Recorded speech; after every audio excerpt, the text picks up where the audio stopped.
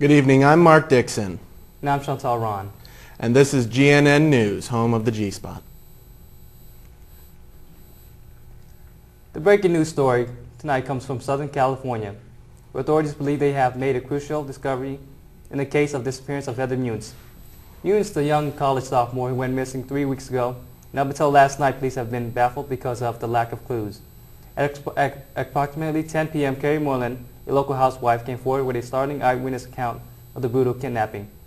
According to Miss Moreland, she witnessed Munes walking down her quiet residential street when a car pulled up and a man hit Munes with a flashlight in the head, then forced her into the back seat of the car and sped off in a red four-door sedan. Police are now on the lookout for any red or burgundy newer model four-door sedan. Well, I hope they catch him. Hostilities arose today when German director Uwe Boll announced that his latest video game-based film, In the Name of the King, A Dungeon Siege Tale, would be released in 2 separate increments because of the movie's official length of 4.5 hours. Gamers around the world are up in arms about Boll being able to desecrate yet another video game franchise. To combat the publicity he is receiving, Mr. Boll is holding a contest to find the top 5 journalists who hated his films.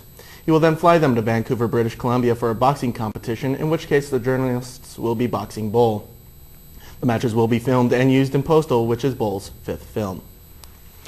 In more video game-turned-movies news, it turns out that both 20th Century Fox and Universal Pictures have pulled out of the deal with Microsoft to produce a movie based on the wildly popular Halo series. The reason for the cancellation of the deal is because of the very large $145 million budget, not to mention that Microsoft wanted a huge fee of $10 million just for the movie rights to the game. Since the fallout last week, Microsoft hasn't let them get that down. The software company has been reportedly shopping the idea to other studios, with Lord of the Rings director Peter Jackson attached to executive produce. More on this story as it develops. The body of a young girl was uncovered this morning by a 12-year-old boy who was going fishing with his friends. We have an exclusive interview with the young fisherman. Well, yeah, my friends and I were out fishing this morning. We ended up coming across what we thought was this, moldy pile of reeds in the water, and we ended up kind of just checking it out, and yeah, it turns out it was a body of a girl, and we pulled the body out the best we could and then notified the police right away. It's terrible.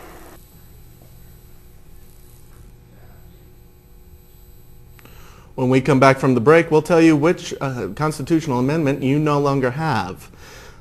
We'll be right back.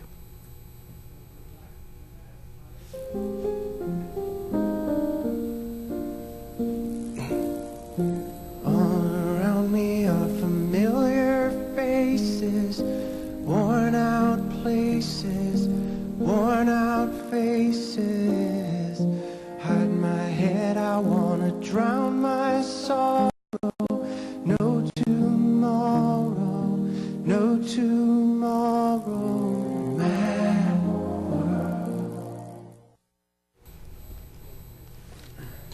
Welcome back. On the morning of October 18th, George W. Bush signed in the Military Commissions Act of 2006, which temporarily did away with the right of habeas corpus, which is our right to unlawful imprisonment. What does this mean for you? This means that right now any suspected terrorist can be held without bail and legal presence for as long as necessary. Further, the Military Commission Act allows the CIA to continue to use any means they deem necessary during the interrogation of the prisoners, provided they do not cause any serious and mental pain to the terrorist in question. This is not the first time this has happened in our country, and it won't be the last. On a lighter note, one San Diego couple took their love of Halloween one step further by tying the knot in full costume last night in Santee. The couple Bill and Rachel Delia Kurtz have been together for a number of years and decided that Halloween night would be the best night to express their love for one another. The ceremony took place at the local haunted house in Santee at 6 p.m. last night. And the only requirement of the guests is that they show up in whatever costume they wanted to. As you can tell, the guests didn't waste any opportunity like this on proper attire. It was a fun and festive time had by all, and we at GNN wish the couple all the best. Well, looks like it was a good time. It seems that all hell has broken loose in the small country of Uganda, deep within Africa. The official story has yet to be announced, but early reports indicate that a toxic dumping station had a critical meltdown last night, and 4 villages in the surrounding area were blasted with extremely lethal doses of radiation. Rescue workers have reported that survivors seem to be showing extremely aggressive behavior towards people and often attacking without warning. The Ugandan military forces have shut down the borders to the country to prevent anything from entering or escaping. We'll bring you more information as soon as the media blackout has been lifted. Police are on the lookout for this young man tonight. His name is Noah Wayne.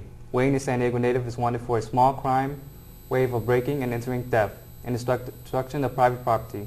Up until recently, police didn't have a name on the suspect until a man only identifying himself as the White Walker came forward with the information leading to the confirmation that Mr. Wayne is the criminal in question. The Coronado Police Department is offering a $2,000 reward for the information leading to the capture and conviction of Mr. Wayne.